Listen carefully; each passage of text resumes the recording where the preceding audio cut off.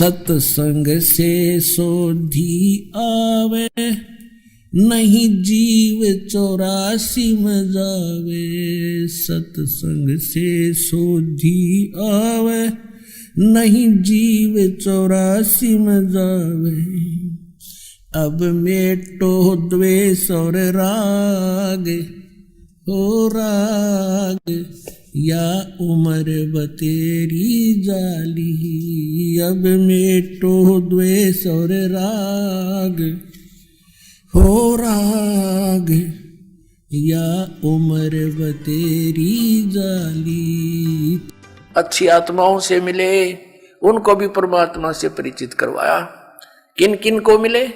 अब वेद में थोड़ा सा और हिंट देते हैं आपको कि वो परमात्मा अन्य रूप में भी, जैसे साधु रूप बनाया और कहीं भी प्रकट हो गए, किसी पुण्यात्मा को मिले, उनको सत्य से परिचित कराया और फिर उस महापुरुष ने फिर परमात्मा के गुण उस परमात्मा द्वारा दिए गए ज्ञान के अनुसार सब जगह गाए। ऋग्वेद में थोड़ा सा हिंट और देते हैं आपको। यही ऋग्वेद, इसमें 3-4 श्लोक और दिखाते मंत्र आपको। फिर आज का सत्संग प्रारंभ होगा, ये भूमिका बनाई जा रही है, देखिएगा। ऋग्वेद वही मंडल नंबर 9-10, प्रकाशक है सार्वदेशिक आर्य प्रतिनिधि सभा, महर्षि दान भवन, रामलीला मैदान, नई दिल्ली। और महर्षि दान सरस्वती कृत, मुद्रक है Prince offset printers, 1510, Pataudi house, Daryaganj, नई दिल्ली। अब इसके अंदर आपको दिखाते हैं ऋग्वेद मंडल नंबर 9 सूक्त 86 का मंत्र 26 और 27। ऋग्वेद मंडल नंबर 9 सूक्त 86 86 और मंत्र 26।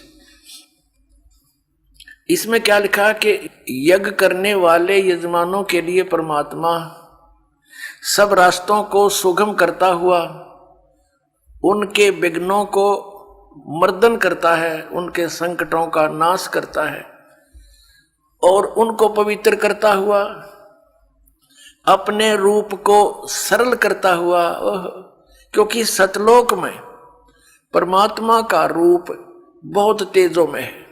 एक रोमकूप में करोड़ सूर्य मिला दे, करोड़ चंद्रमा, वो भी फीकी रोशनी रहे, इतना तेजों में शरीर है भगवान का। यदि वो एज इट इज यहाँ आ जाए तो हमारी आंखें बंद हो जाए, हम देख नहीं सकते कुछ भी, दूर से ही। भगवान तो बाद में आएगा, उसका प्रकाश पहले आ लेगा, तो उस प्रकाश से हम परमात्मा को नहीं देख सकते। इसलिए अपने रूप को हल्का, तेज पुंज का, सरल बना के वो हमारे सामने प्रकट होते हैं। जैसे काशी में जुलाहे रूप में हुए, वो परमात्मा पूर्ण ब्रह्म है। देखना, अपने रूप को सरल करता हुआ वह कांति में परमात्मा। यहाँ इन्होंने कबीर को अर्थ सर्वज्ञ लिख दिया, यहाँ लिखना था वो कबीर देव। अब ये कंसेप्ट यहाँ क्लियर फेर करना पड़ेगा कि जहाँ पर भी परमात्मा की महिमा चल रही हो वेदों में, तो वहाँ पर यदि कबीर शब्द है, कबीर, तो वहाँ लिखना पड़ेगा कबीर देव। जैसे ये खुद लिखते हैं, ये संस्कृत और व्याकरण के ज्ञाता। अब फिर यजुर्वेद दिखाना पड़ेगा, देखिएगा। ये यजुर्वेद है, ये महर्षि दान सरस्वती कृत, प्रकाशक है सार्वदेशिक आर्य प्रतिनिधि सभा, 2/5, महर्षि दान भवन, रामलीला मैदान, नई दिल्ली। और ये महर्षि दान सरस्वती द्वारा इसका अनुवाद किया गया है और मुद्रक Prince offset printers, 1510, Pataudi house, Daryaganj, नई दिल्ली से ये छपा है। यजुर्वेद अध्याय नंबर 36 में, 60 से अध्याय आरंभ 36 में और मंत्र नंबर 1 में यहां यजु शब्द लिखा है। यजु, रचम वाचम प्रपदे मनो यजु प्रपदे। इस यजु का अर्थ अनुवाद करते समय महर्षि दानंद ने यहां सही किया है।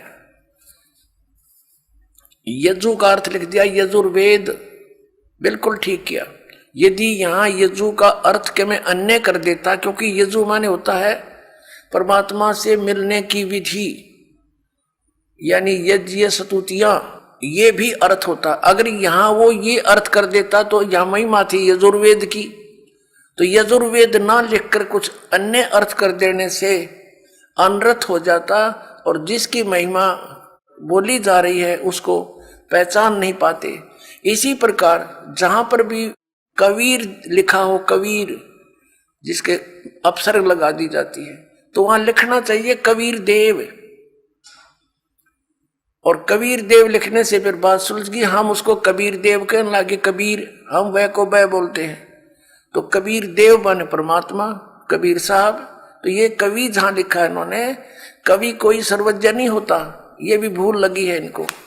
कवि का अर्थ सर्वज्ञ नहीं हो सकता। कवि का अर्थ काव्यकार तो हो सकता है, अगर वो भी प्रकरणवश कोई प्रकरण चल रहा हो या महिमा भगवान की चल रही है। अड़ाओ ये कवि का अर्थ कर दिया सर्वज्ञ। सर्वज्ञ ये शब्द तो कर रहे हैं हम भगवान के विषय में बोल रहे हैं, लेकिन उसका नाम लिखना था, हु इज दैट गॉड, वो कौन है वो परमात्मा जो ऐसी लीला करता है, वो कबीर देव है, वो कबीर साहब है। फिर आइए, अब हम फिर ऋग्वेद पर आ गए हैं जो अभी आपको दिखाया था। ये इन्हीं के द्वारा प्रकाशित है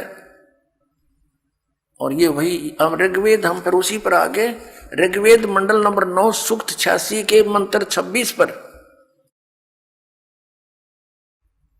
यज्ञ करने वाले यजमानों के लिए, यानी भक्ति करने वाले भक्तों के लिए, यजमान कहो से भगत कहो, परमात्मा सब रास्तों को सुगम करता हुआ उनके विघ्नों को मर्दन करता है, उनके संकटों का नाश करता है, उनको पवित्र करता हुआ और अपने रूप को सरल करता हुआ वह कांति में परमात्मा। यहां कबीर देव लिखना था, ये देखो, ये कबीर अतो, हम इसको कबीर बोलने लागे, वह को वह, ये कबीर है, हम कबीर बोलते हैं। अब देखिएगा, इसका इन्होंने यहां संधि छेद करके ये ऐसे लिख लिया, ये अपसर्ग लगा दिए दो, जैसे यजु में लगाए थे तो यजुर्वेद लिख दिया, वो ठीक किया। तो यहां कबीर देव लिख देते, कबीर देव, इनकी संस्कृत व्याकरण भी बनी रहती, कबीर देव लिख देते। और हम कबीर साहब बोलते हैं उसको, वह को वह बोलते हैं, कबीर साहब, कबीर देव, कबीर परमेश्वर। तो यहाँ ये महिमा किसकी है? कबीर देव। क्या लिखा है कि वह कांति में परमात्मा कबीर देव, या लिखना था कबीर देव, कबीर साहब, विद्युत के समान क्रीड़ा करता हुआ, यानी विद्युत जैसी, बिजली जैसी गति से चलता हुआ वर्णीय पुरुष को प्राप्त होता है। अच्छी आत्मा, वर्णीय माने अच्छी आत्मा को प्राप्त होता है। आगे देखो वो कहां रहता है भगवान? 27वें मंत्र में, ऋग्वेद मंडल नंबर 9 सूक्त 86 मंत्र 27 में, जो परमात्मा ध्युलोक के तीसरे पृष्ठ पर विराजमान है। ध्युलोक माने उस तेजो में लोक के, सतलोक के तीसरे पृष्ठ पर विराजमान है। सतलोक के तीसरे पृष्ठ पर, तीसरे स्थान पर, यानी उसमें भी विभाजित है।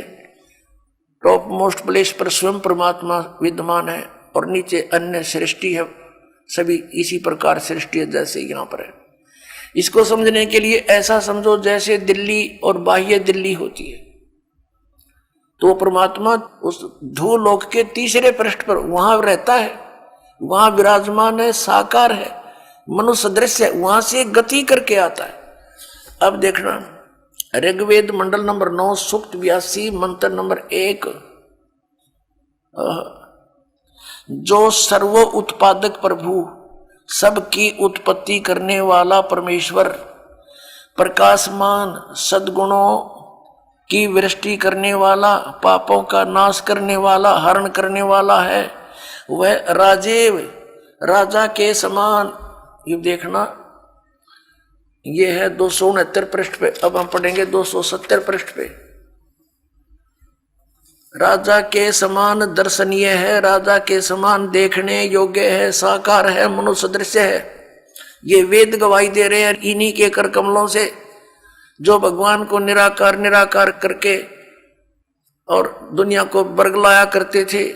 आज उन्हीं के कर कमलों से, उन पवित्र सदग्रंथों में परमात्मा ने दया करके ये ठीक अनुवाद करा दिया ना। ये अड़ंगा भी कर सकते थे, क्योंकि अन्य सब जगह उल्टा लिख रखा भगवान निराकार है, अब परमात्मा राजा के समान दर्शनीय है, देखने जोगा वह पृथ्वी आदि लोक लोकांतरों के चारों ओर शब्दायमान हो रहा है। वह वर्णीय पुरुष को, अच्छी आत्मा को, जो दृढ़ भक्त है उसको पवित्र करता हुआ प्राप्त होता है।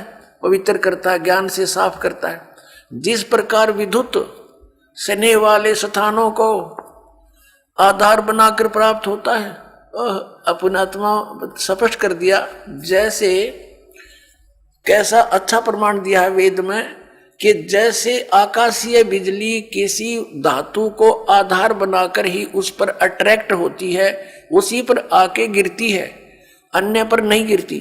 तो ऐसे ही परमात्मा उन्हीं पुण्यात्माओं को मिलता है जिनसे वो आकर्षित होता है, जो दृढ़ भक्त होते हैं, जो उनकी बातों को शिरोधार्य करके फिर दृढ़ता के साथ अन्य पुण्यात्माओं को सुनाते हैं। पहले कांस्य धातु के बेले थाली हुआ करते, और जब वर्षा के सीजन में हमारी दादी जी कहती थी हमारी माताओं से कि बाहर आंगन में कांसी की थाली रखी है, बेला रखा है, इसको अंदर रख दो, नहीं तो बिजली गिर जाती है कांसी धातु पर। ये विशेष अट्रैक्शन होता था। अमूमन जहां भी ऐसा संयोग होता था वो कांसी की धातु पर ही गिरती थी। कहने का भाव ये है कि वेद ने ये प्रमाणित किया है, एक एग्जाम्पल दिया है कि वो परमात्मा उन पुण्यात्माओं पर ऐसे अट्रैक्ट होता है, उन्हीं को ही मिलेगा वो जो दृढ़ भक्त होते हैं। जैसे आकाशीय बिजली, आकाशीय विद्युत अपने उस धातु पर ही गिरती है, उसको आधार बनाकर ही नीचे आती है। आगे देखो वो क्या करता है फिर आकर के। ऋग्वेद मंडल नंबर 9 सूक्त 82 मंत्र 1 पढ़ लिया। अब दूसरे में क्या लिखा है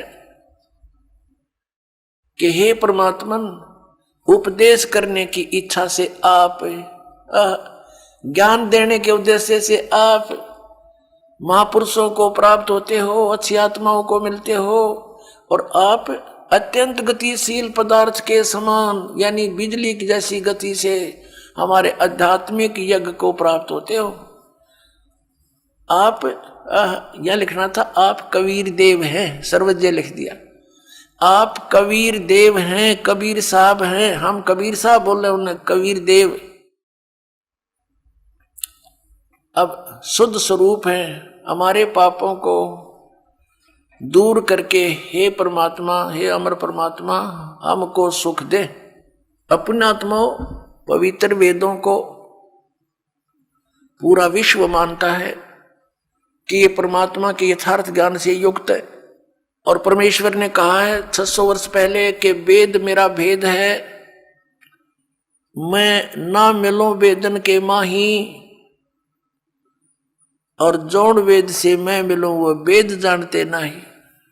जौन वेद से मैं मिलूं वो वेद जानते नहीं। कबीर परमेश्वर ने कहा था कि धर्मदास, हे प्यारी आत्मा, ये चारों वेद मेरा ही गुणगान कर रही है, पर इसको ये समझ नहीं पा रहे।